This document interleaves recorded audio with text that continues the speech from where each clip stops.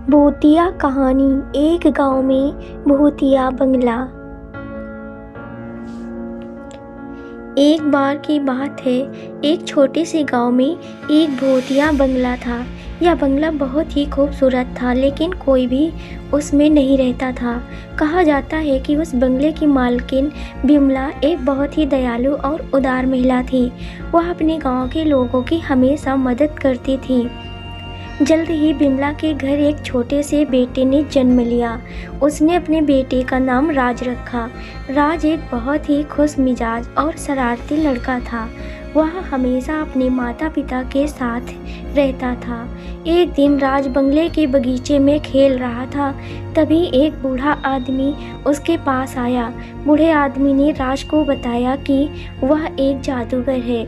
उसने राज को एक जादू का पिटारा दिया और कहा कि इस पिटारे को खोलने पर उसे एक अमूल्य खजाना मिलेगा।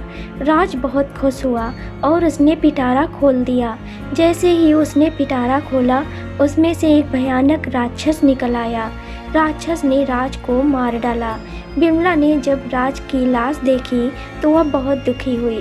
उसने राक्षस से बदला लेने का फैसला किया। उसने एक तांत्रिक से मदद मांगी। तांत्रिक ने बिमला को एक जादू का मंत्र दिया।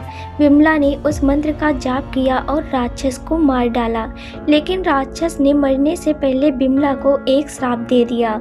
उसने कहा कि बिमला भी एक भूत बन जाएगी और वह हमेशा इस बंगले में रहेगी। बिमला को पता था कि यह श्राप सच होगा।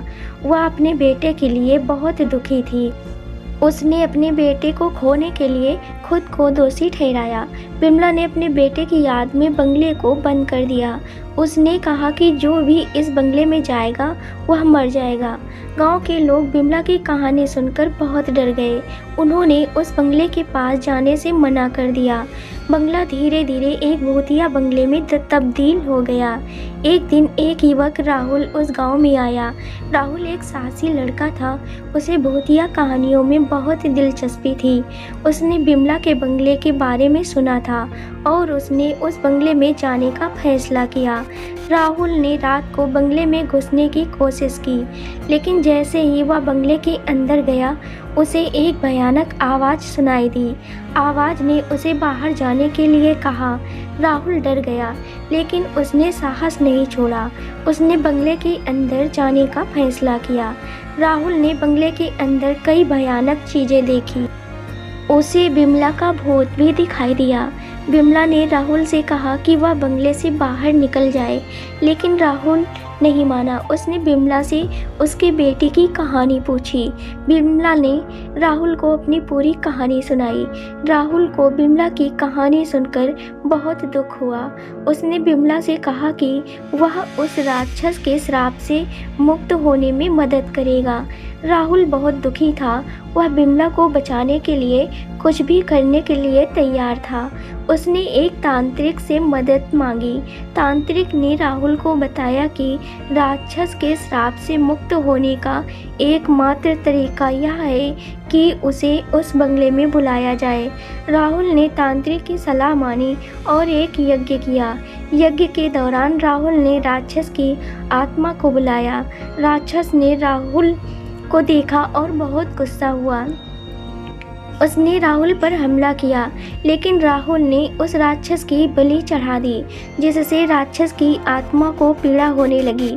राहुल राक्षस की आत्मा से बिमला को श्राप से मुक्त करने के लिए कहता है।